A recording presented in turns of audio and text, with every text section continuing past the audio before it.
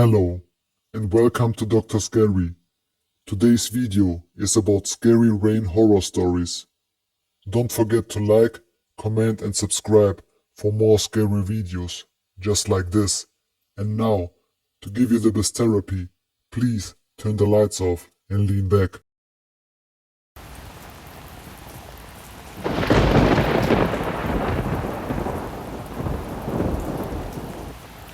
I'm visiting my brother's cabin in Washington State. He let me come here after my divorce, get away from all the nonsense, and clear my head for a couple of weeks. It's beautiful out here. The quaint little hut exactly what I had been expecting. It's surrounded by dense forest, and you have to take a long dirt road to reach it. It's wonderful. The first couple of days were wonderful, and I felt like I could finally breathe again. The horrible legal battle I had been engaged in with my wife had taken the wind out of my sails. But out here, I let the warm breeze envelop me with new life and energy. But then, the rain came. I had heard on the news that a 7-day storm was headed my way, so it came as no surprise when the sky darkened. As a resident of Washington, I was no stranger to long bouts of rain, and this was no different. I had just finished eating dinner when the rain started. Gentle pitter-patters on the roof that eventually evolved into a full-blown gale. I started a fire and pulled a chair up to the window. Watching the storm, it was cozy, and I found peace in watching the chaos that I was protected from. And then, I heard something on the roof. I cocked my ear to listen, the small cabin lit only by the glow of the fireplace. At first I thought it was just the rain, but after a few moments I realized it sounded like someone was running around up there. After a little bit the sound stopped, my heart was in my throat and my eyes darted to the front door. Thunder boomed overhead and I suddenly felt incredibly far away from civilization. I shivered despite the fire and turned my eyes to look out the window I was sitting in front of.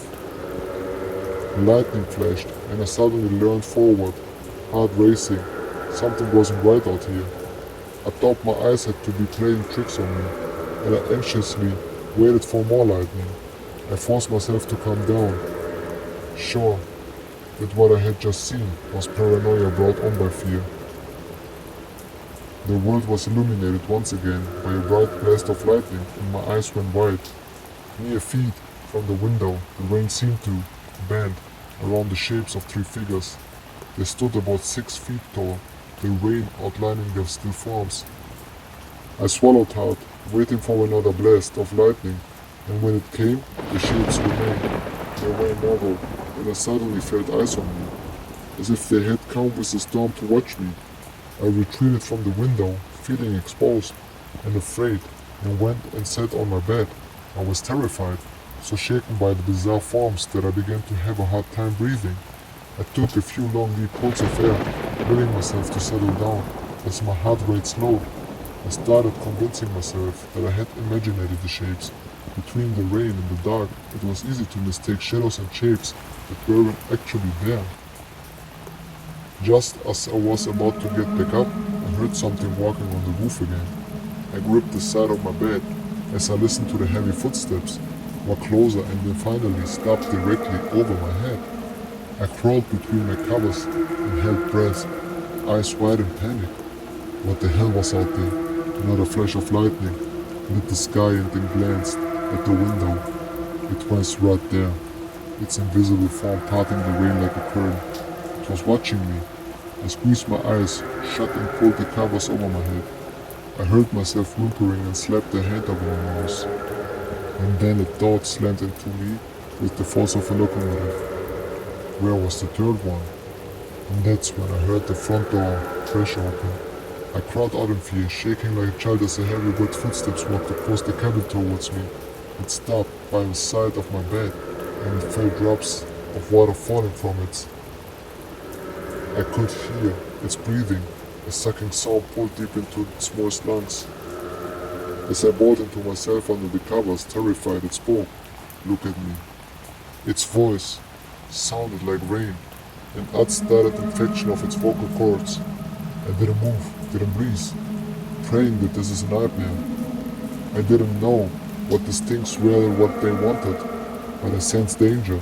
I sensed they wanted to hurt me, and I sensed that if I looked at them, they could. I stayed balled up under my blanket and kept my trembling mouth shut. Look at me, it repeated in the same weird voice, its words dribbling from its mouth like running water. Again, I didn't move. I was absolutely paralyzed with fear. I kept my eyes closed and the blanket filming over me. My stomach churned with terror and my breath was hot in the enclosed space. I don't know how long I waited. Eventually, I heard the thing retreat, slamming the door behind.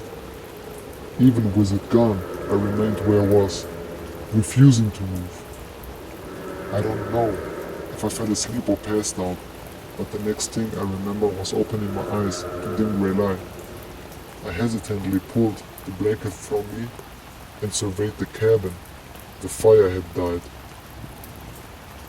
The rain still thundered overhead as sheets of it were driven from the sky. I slowly got out of bed and went to the window. Please, I muttered, voice cracking. The three figures started back at me, the rain outlining their still figures. I dropped to the floor, out of sight, a hand to my chest. I crawled over the small kitchen and reached up to retrieve the cell phone. It wasn't there. I jumped to my feet, scouring the surface for where I knew I left the privileged ride. It was gone, but a long red dark smudge stained the wood, starting at the center and running to the edge. What do you want from me? I screamed. The storm offered me no answer. Leave me alone, I whispered. Just leave me alone, please. It's been 3 weeks. The storm hasn't ceased. I don't know what's happened. Something is seriously wrong. The sky remains a dim gray.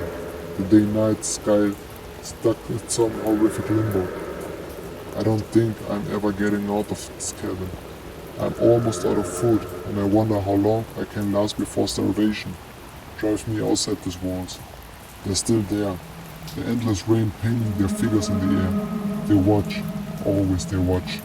When I hear one of them running across the roof, I sprint to my bed and bury myself under the covers.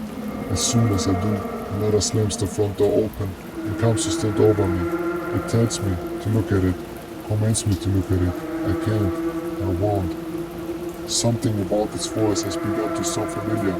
The more it speaks to me, the more I have begun to recognize it. It sounds like me. And last night, when one of them was standing over my bed, it said something different. It told me that things should have been different. It told me it was disappointed in the way my life had turned out. It told me I needed to acknowledge my mistakes. It told me it was time to let another one of them try.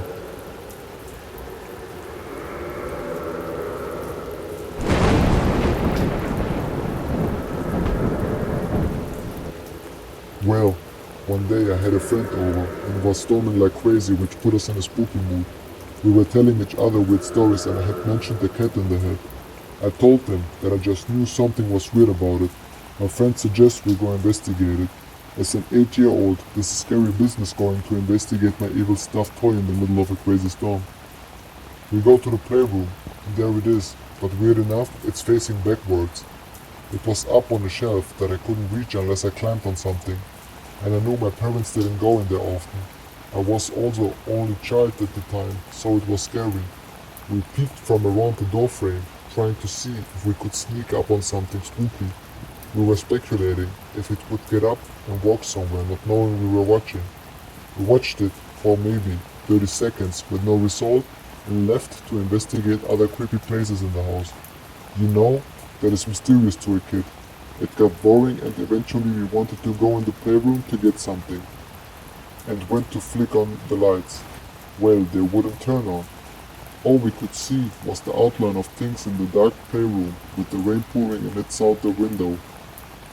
Then there was a loud lightning strike that lit the room up, just enough to see the cat in the head now facing our direction and looking at us. I don't think I've ever ran so fast in my entire life. After that I begged my mom to get rid of it, so I'm pretty sure she tossed it because I never saw it again. Thank you for watching this video, And now, I wish you a spooky night.